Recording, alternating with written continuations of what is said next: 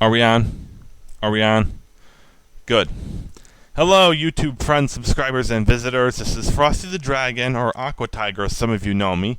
Today I'm going to bring you a game that I played quite a bit when I was younger. Well, okay, only a shareware version. And I've managed to get my hands on the full version since then. It's a successor to a much more popular game, and I'm not sure why this one was liked so little. Guess we'll figure it out in the comments I get for this. Right now it's only going to be a preview. If I get a lot of support, I am likely to make this a full playthrough. I also need to remember how to save characters so that if one dies, I can just put their file back in and bam, I get them back. You know what I'm saying? Okay, let's get the show on the road. Now normally I'd use resolution 5 here. However, that causes some visual issues when you got it full screen in DOSBox like I've got. So I'm going to stick with set 4. Yada yada.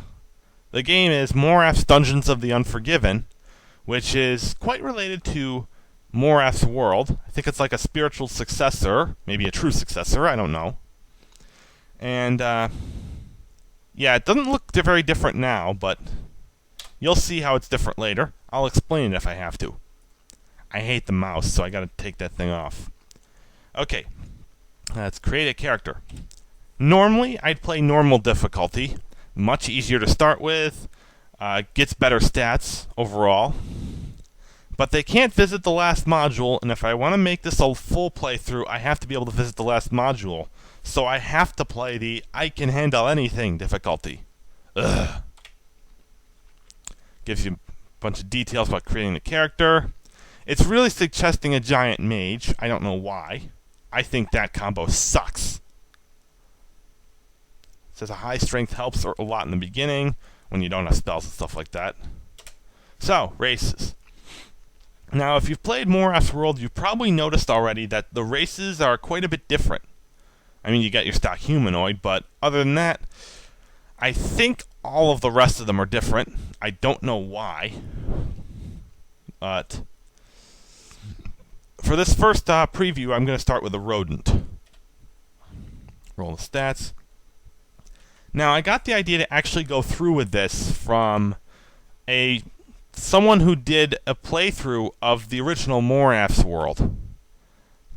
I don't know how far they are. The 6th video had him killing the shadow dragonfly, and I haven't watched all the other 14 yet. But I'm going to take a cue from him, try to see if I can get a low weight and age. I hope the things matter. Ooh, that weight score is good. I think I'm going to take it. Now, let's see. Bump up his strength, his wisdom. I don't like having stats below 10 this early on. Might be the downfall of me for all I know. Whoops! Accidental strength. Agility, constitution, agility, intelligence. So, name them. Now, I would say the hardest class to play is Fighter, hands down. Just because of the fact that the only magic they can use is from spell papers. They can't use scrolls, they can't use wands. I think they're the only class that can use the greatsword, but it's not nearly enough compensation. Worshipper and Wizard. Basically, you cannot equip any weapons or armor, but you get twice as many spell points as you do with the priest and mage, respectively. The Sage, you need really high agility to play the class, so it's not for this character. You seem to be able to accumulate a lot of stuff. That's from personal experience, not just from the description there. Monk is interesting. I'd say they're probably second hardest to play. You can't get any magic items. You can't use any weapons. I think you can only use leather armor. But in exchange for all this, they get to cast any spell they want, within their magic point limits, without having to have a spell book in the first place. The two classes most people are probably going to be playing as are the priest and the mage. Basically, it's a spell difference. Priest is hybrid of the worshipper and fighter. They get priestly spells, decent number of them. and they get all armor, and I think all weapons except the greatsword. The priest spell list is probably the more useful of the two, with resist poison, resist disease pretty early on, power weapon pretty early on, and they get the resist level drain somewhere in there too. Mage is combination fighter wizard, like it says there. It does not very hard to start is not really true. You've got your cure spell, so it's not really hard to start.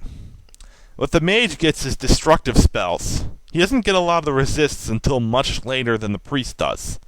So it's kind of a toss-up. A mage is able to kill off the things like level drainers and stat drainers really fast. The priest is able to resist their effects better. For this particular preview, I'm going to play as the mage. 27 health, 3 spell points is actually pretty good this early for a mage of I can handle anything difficulty. I think it has to do with my high wisdom. Wisdom seems to be more potent than intelligence at determining things like this. I don't know why. Wisdom also affects the power of cure spells. Strength and agility are obvious. Constitution's obvious. Intelligence, I'm still not sure.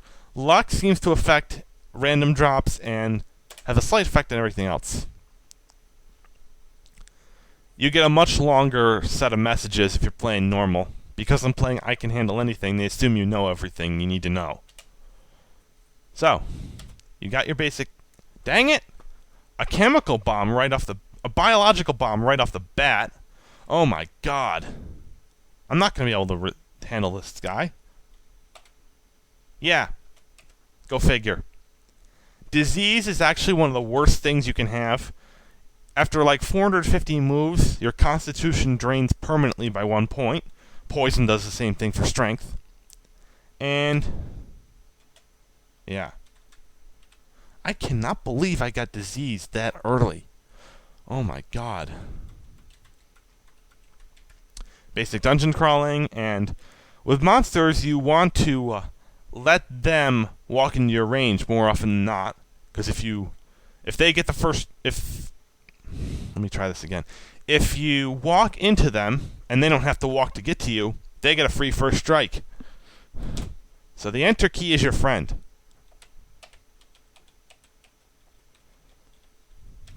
Come on. Come on. There. No, I don't need leather armor. Wizard spell, sleep. Oh, I could have used that earlier, I think.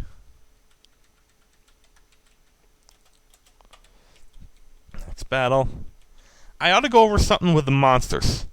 There isn't like a stock... I don't know if there was a stock set in Moraff's world. I actually haven't played Moraff's world, as insulting as that is.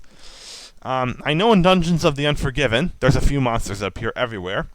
The Druggy group, the Bomb group, the Flask group, those are the poison disease monsters. The Puffballs, light colors are stat up, dark colors are stat down.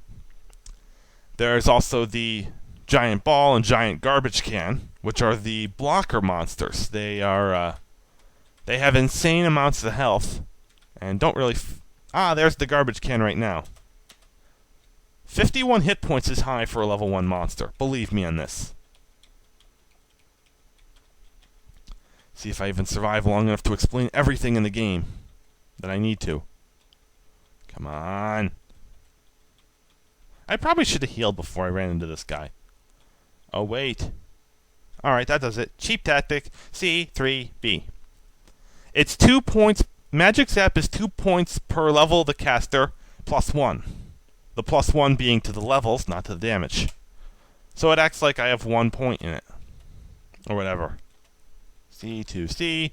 That's Little Cure, one of your best friends early on. Another one. I may not survive. Oh boy. So yeah. You've seen your little preview of Dungeons of the Unforgiven, and if I get a lot of if I get a lot of people wanting to see me play this, I'll oblige. I used to play it on normal. So Now there's always a shoot here. They just make you just drop one. And there's not really much else I can preview on. If, like I said, if you want to see it, tell me. I will do it. So, let's see this character off with a death. Okay?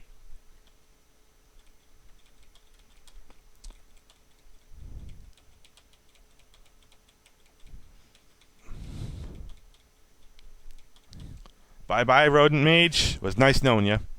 And it was nice knowing you guys. This is Frosty the Dragon, signing out.